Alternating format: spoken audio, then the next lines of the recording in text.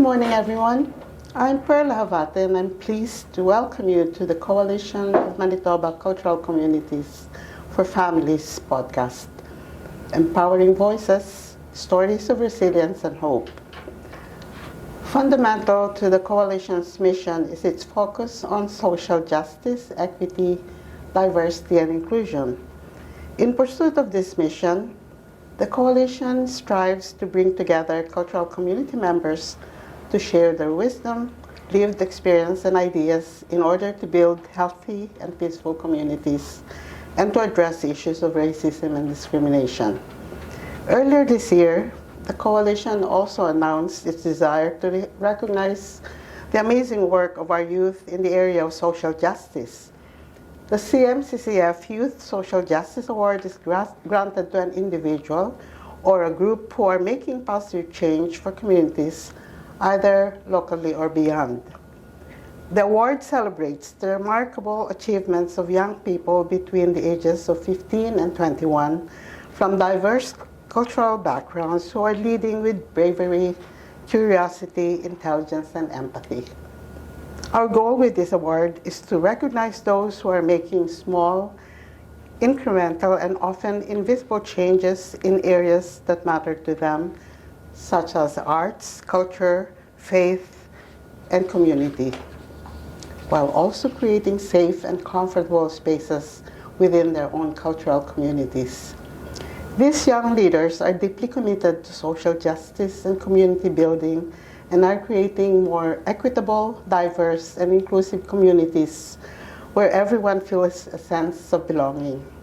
They're not just creating change in their communities, but also within their own families, with their friends and neighbors, and in new cultural communities. We believe that by recognizing and celebrating these young people, we can inspire others to get involved in creating positive change in their own communities and to build a better world for all, not through government or institutions, but through the power of families and cultural communities. It's my pleasure to welcome Salena Starling to our podcasts this morning. Salena was recently named the CMCCF's Youth Social Justice Award Champion of the Year. The awards review committee was very impressed with Salena's passion and commitment to her work and her desire to inform and educate others about Indigenous issues and to bring about meaningful change for Indigenous people. Her inspiring journey as a young Indigenous woman showcases her remarkable evolution from a passionate advocate for cultural heritage to a fearless entrepreneur and advocate for social change. Her experience with Canada's child welfare system underscores her resilience and determination to create a better future for Indigenous children and youth. Through her impactful public speaking and advocacy work, Salena bridges divides, fosters empathy, and promotes reconciliation, leaving an indelible mark on individuals and communities alike. As a facilitator for the Empathy Building Workshop, Salena's authenticity and deep-rooted knowledge create a transformative space for participants, reinforcing her commitment to diversity, reconciliation, and empowerment. So welcome, Salena. Hi. We are so glad to have you with us today to share your story. I'm glad to be here. To start with, please tell us who you are and which community you identify with. My name is Salena Starling, and I am from Nishkishawasset Cree Nation. Okay. So can you describe to us your family growing up, its composition, and the relationship within the home? Yeah, so I grew up in the foster care system, and initially growing up, I grew up with my older sister and my younger brother, and then my biological mom, and then sometimes my biological father. We were taken away when we were 4, so I grew up with my auntie and my uncle, who became our foster parents, and that became our family. And I grew up my entire life with my siblings, so very fortunate and very privileged to have had that family unit. Mm-hmm. And although I lived in the foster care system, I had a very strong little family. Okay. So in a way, it's still part of your blood relatives that took care of you. Okay. Yes. So do you remember important values that you and your siblings grew up with? Yeah, a few important values that me and my siblings had was to always stay connected no matter what. I remember always being on edge about whether or not we were going to be taken away again, and it was super important to us that we stay as close as we could be and that we always had each other at the end of the day. So loyalty to one another has always been something that's been really, really important to me and my siblings. At any point in time, did you feel comfortable that you found a home and this is going to be your home? Yeah, growing up with my aunt, because we initially grew, when we were taken to care, we were placed into an emergency foster home, so it wasn't with any family. It was just a random home, and me and my siblings were extremely mistreated in that. And getting placed with my auntie, we were constantly being told that we were going to be taken away again. And so although we had a permanent home, permanent quote unquote, we always had this feeling that we were going to get taken away. So it didn't feel permanent. It just felt like we were there, and then at any moment we can get scooped up and taken away. So growing up, can you recall any special family practices, values and beliefs that stayed with you growing up? Yeah, the thing with today and Indigenous people, especially the Indigenous people that have been through the child welfare system, I'm a third-generation child welfare survivor, so I've been disconnected for 3 generations from my culture. And currently, right now, many youth that grew up in the foster care system and many family who have been impacted by the child welfare system are trying to rebuild their culture in a different way. It's not integrating everything that our people once had. It's creating a new culture of what it looks like today to be Indigenous, as well as integrating some of the values we used to have. So right now, we integrate smudging, we integrate some of the ceremonies that we used to have, but also doing it in a way that doesn't seem like we aren't doing it as authentic as Indigenous peoples. And we're doing it as much as we can without having the people that were once there to share this knowledge and just recreating it as our own. Mm-hmm. So how was the community that you grew up with? How was it, because you grew up with this family, the community that you grew up with, can you give us a picture of what it was like?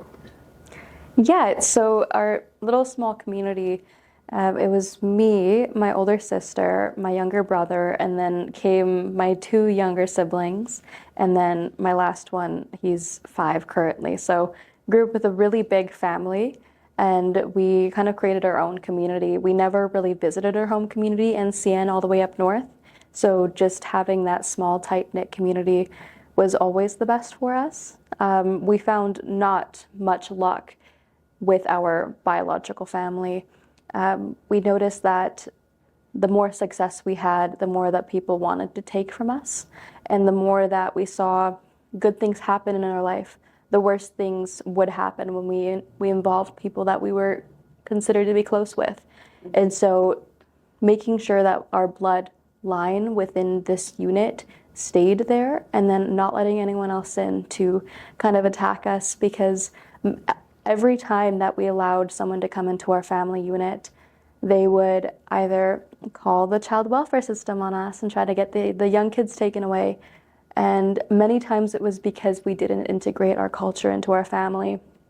And I think that is one of the most disturbing things that a family member can do to you, is if you aren't integrating the culture that you don't know into your family, that they can call the child welfare system because they don't believe how your family unit is working.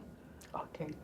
So in that unit, where are you there? Are you the eldest, the youngest, or a middle child? I am the second oldest. Okay. I primarily grew up as the oldest, though. My sister was constantly in and out of the household. She's my older sister. She dealt with drug abuse her entire life, the sex trade, as well as alcoholism, and it all started at the age of 11. So when she was 11 and I was 9, I kind of had to take over as the primary eldest daughter, and it took a toll on myself, especially losing an older sister, not in death, but in her just falling into addiction and substance abuse. So, what were your younger siblings growing up? Yeah. So all of my siblings grew up with FASD, which is fetal alcohol spectrum disorder. And so I was the only one that was able to advocate for them, and that's why I became a public speaker, was for my siblings, which I'm very grateful for, because I saw the disparity of how Indigenous youth were treated in the school systems. So for them, they grew up way worse than I could ever have, especially with the foster care system not knowing how to treat younger children with FASD. They just throw a bunch of money at a family unit because of the more mental disabilities you have, the more money that you can get. And they don't give you resources on how to help that, or therapy, or any type of medication. They just kind of give you money and tell you to just work from there. And so for my younger siblings, without not having anyone understanding what FASD is or how it affects your brain, it not only impacted them in the family unit, it impacted them at school and every room they entered into. So the reason I became a public speaker was for them to kind of advocate for what youth are dealing with that have FASD. And I think it's so important for me to keep talking about that. So I'm pretty sure they feel that care from you, and it means a lot, for kids who are growing up with a lot of challenges. And I know that because being an elder, I was the eldest in my family as well, and I knew how important it is to play the role of the role model for your family, trying to help them out and do the best you can to help them out. So you shared a glimpse of your formative years that brought you to this point. Congratulations again for winning the CMCCF Thank you. Justice Award. Can you share with us your work in the social justice area? Yeah, so like I had talked about, I started talking about my life in foster care through the lens of my siblings, and talking about how they grew up with FASD and never got the proper treatment. And then it kind of evolved from there once I saw people listening to stories that I had shared with them, the heartbreaks that my siblings go through on a daily basis, just being students and young people currently. I saw how much people were moved, especially in these fields, and then I was able to share my own story. And then when people started to listen and to care and to understand what I've gone through, it made me realize the change that I could potentially make just by sharing my own story. So by doing that and creating this entire new world for myself, public speaking really became my sanctuary. I grew up where I didn't have a voice, and where most Indigenous youth in the foster care system don't have a voice and a place to share their stories. It became my journey to become the voice, and then also open doors for everyone else. So I started talking about FASD, and then talking about my life story, and then also at the end more about what it's like to reform the foster care system. And then now I teach truth and reconciliation through the lens of my life. So I teach Indigenous history as well as my personal own story, to give that more of an empathy-based learning. And I really love with what I do, and especially how much it's evolved since I was 11, and now it's grown tremendously. You're still young. Yes. And I'm just curious, your plans for the future in pursuing this kind of work. Yeah, so I currently run a company called the Community of Big Hearts, and that's where I teach truth and reconciliation. I just recently co-founded an organization called the Reconciliation Road Challenge, and I'm going to be teaching companies on a regular basis over 12 months about truth and reconciliation and many different aspects of Indigenous history. And that's what I'm wanting for the next few years, is to make reconciliation a daily conversation. And that's what I was really hoping through the Reconciliation Road Challenge, is that I can make reconciliation a daily conversation, because I saw how reconciliation was only talked about during September or June, Indigenous History Month, or Orange Shirt Day. And I really didn't like that, especially because it held Indigenous people captive in a way. It only let Indigenous people share their story during specific times of the year, but I want us to be learning every day. Indigenous people and non-Indigenous people, because it is all of our journey, and if we continue our learning throughout the entire year, that is what's going to make reconciliation happen, not only learning once a year. Okay, so can you give me an idea of where our youth is at this point in time in regards to truth and reconciliation? Our youth? Yeah, no, generally, our youth, the youth from your community and the youth from other communities, where do you think they're at this time? Yeah, I see a lot of youth advocating for reconciliation. I definitely am taking a big stance in Winnipeg and trying to make it all across Canada. But there are many youth taking on reconciliation in different factors and in different industries, where I'm taking over the business industry and teaching truth and reconciliation. I have friends like my friend Emily Mandeman, who is a basketball player, and she's taking over the basketball world and teaching reconciliation. And there is youth in every aspect, whether that be government or even just in school systems. We are seeing advocacy and reconciliation being taught and changed on all levels. And it's really important that we keep doing this important work.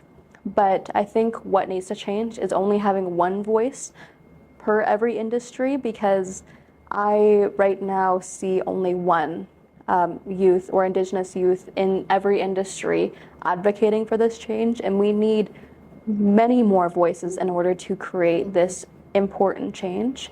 And that's kind of why I do my work, is to open these doors and to make it important. Amazing. So our future depends on our young people who will eventually be assuming leadership roles in our communities and our country. The work you're doing is very important. So what are your thoughts on how we can encourage more young people to get involved in issues regarding social justice, equity, diversity, and inclusion? Yeah, the one thing I see when youth don't really know that they can make a change is when their voice isn't heard and when they haven't had a chance to share their story. Many youth sit on the sidelines and watch everyone do the work and do the important work and not know how to step over that line and to share their story and to know that every story is valuable regardless of your background and where you grew up. Many youth are still in that, is my story important enough? Will people listen? And I have to tell them every day, yes, everybody will listen to you. People need to hear young voices overall. That is what's needed, is because young people are going to change the world, and I just want people to share their voice, whether it be through social media, whether it be contacting your local municipals and talking to someone that can change barriers within your own little communities, or talking to your school systems. You can make change in every aspect or in every room you enter. It's just having the courage to share your voice and to enter these rooms. Mm-hmm. Do you wish to share with us important people who supported you, encouraged you, mentored you, held your hand, and cared for you during this journey? Yeah, I've had numerous incredible people throughout my journey who supported me and who have got me exactly where I am today. And I have a very unique story where, like, growing up in the foster care system, I was also integrated into the business world really young. So I definitely have had my fair share of incredible people in my life. One being Roger Barrington, who is the executive director of CanU Canada. And I joined CanU when I was in 5th grade. And in 5th grade, it was probably one of my toughest times in my life. It was when I was constantly being taken out of my home and placed back in. And having a stable place to call my second home was truly important to me. And that's what Roger gave me at a really young age, was a second home that is continuing to be my second home. And it's really important because it's been with me for more than half my life now. And Roger has provided me with such incredible opportunities throughout my entire life. He actually started putting me on stage at a really young age because he saw how much I love public speaking and to just share my story as authentically as I can. And he's the person that got me on stages and got me in front of audiences, and that's where I truly fell in love with public speaking. Although I did it first at my school, and another person who made me just the person I am today is my 6th grade teacher. His name is Mr. D, which I call him. He is a grade 6 teacher at Clifton School, and he's just incredible. He is actually the first person to ever put me on stage. And I shared on stage at 11. I was emceeing an event and just getting to talk and to be on stage. That's what I wanted to do. And then Roger helped me find opportunities to be on stage and to hone my craft. And another person in my life, his name is Scott Angus. He is the founder of HP Change, which I joined in 7th grade. And then Scott taught me how to public speak. He brought me to networking events. He brought me into the business industry when I was really young. And to have all these people just give me opportunities and to help me learn my craft and to provide me with such knowledge that nobody has ever given me was such a privilege at the time. And I continue to have many, many more mentors, including my best friend Divya Sharma, who is now the UMSU president, and she's the youngest UMSU president in University of Manitoba history. And it's the most incredible thing to have one of your really good friends continuously support you. I was going through a really tough time a few years ago, and I didn't want to be a public speaker anymore. And it just, my whole life was crashing. It was after the pandemic, and she's the one that brought me back and helped me find my voice again. And so I wouldn't be where I am today without the incredible people I've had throughout my life just guide me in different directions and teach me new things and to put me exactly where I need to be. And so now I own a company and I am a CEO and I do public speaking all across Canada and I do public speaking for a living.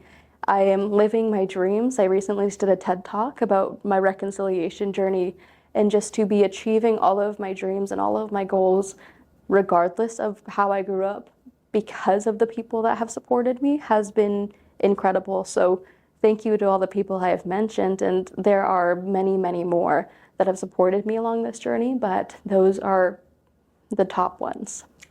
You truly are an inspiration, and I really would like a lot of young people to hear you share your story, because that alone should be able to give them, the hope that a lot of our young people need. So congratulations. Thank again. you.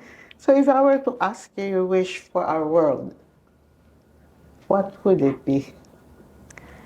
I wish, there is many wishes, whether it be reforming the foster care system or having a more advanced knowledge on what youth are dealing with FASD. I think my biggest wish is for youth to have the opportunities to speak. And because I know that would change the world. And the more youth that talk about what they're currently going through, that will change the world, because I'm trying to advocate for everyone and what everyone is doing. But it's the best if the youth that is going through these incredible, devastating circumstances, I want them to have the chance to speak up, to have a voice, and to be in front of a camera, to share their story, and to change the world in that way. I wish every youth the chance to share their voice and to be able to have their story shared, and to know that every story is and will be heard and be valued and understood. Thank you so much, Salena, for sharing your story. I myself have been inspired by your story, and for listening, and with all the things that you've gone through, coming out strong, courageous, and successful as you are. It's really incredible. So thank you, everyone, for joining us at your Coalition of Manitoba Cultural Communities for Families podcast, empowering voices, stories of resilience and hope. Till next time.